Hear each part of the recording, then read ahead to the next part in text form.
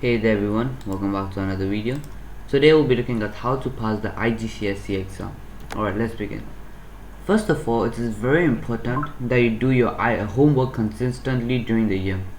Which means that whenever you are doing your homework, you can test what you know on each subject, and whenever you are doing revision, you can look back at it and focus on which topics that you don't understand.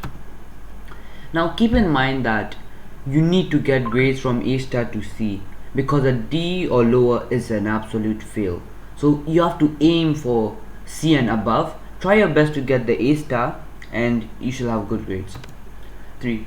Read voraciously. Now just do this every weekend. Just read through the text, one chapter of any subject, whichever you prefer, but just try not to repeat the same subject every weekend. Try different subjects. For example, the first week, let's say you read chemistry, then probably the next time you do English, next time you do physics.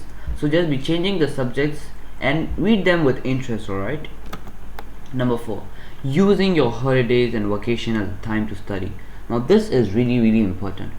A steady ongoing state of learning will have you more than ready by exam time, rather than trying to cram at the last minute. Those breaks during the year provide a more relaxing yet still work focused time to keep preparing consistently.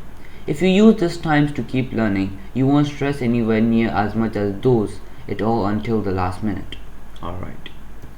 5. Listen to the teacher's explanation throughout the whole year.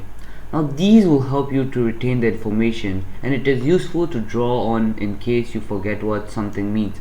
Make certain that you do not leave the classroom feeling confused or lost. You should be able to explain in your own words any concept that you learned in the class. Okay, now let me just tell you another technique to understand topics better. So there's this technique which tells you that read a chapter and then understand the whole thing. After that, just take a paper and then write down everything you know about the topic, and then try and explain it to your younger sibling, or let's say to your mom or your dad, and see if they understand or not. Now when you are trying to make them explain, you in return learn better. I think it's the Feynman's technique or something like that. Correct me in the comments below. Now before you write your exam, these are some things you must know. Use the number of marks available for each question as an indicator of how much you need to write. For example, if the question is just 1 mark, it just requires a small phrase or just one word. Alright, you don't need to write 2 words and explain everything. That's just wasting your time.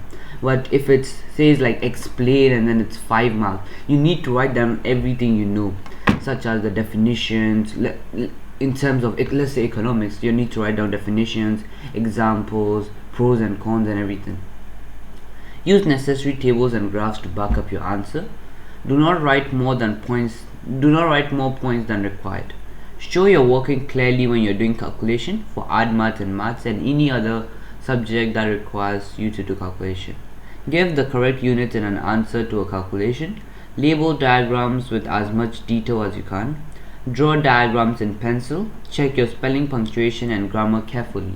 Now one thing I would like to add is that before you start, like on the day of your IGCSE paper, just be relaxed. That's number 1. And then read the instructions before you start. Alright, that's one thing, because sometimes they do change the instructions which you need to follow. And I think that'll be all for today's video. Make sure to like, share and subscribe. If you learned something new, make sure to tell me in the comments. If I made a mistake, do let me know. Till then, see you in the next video. Ta-da.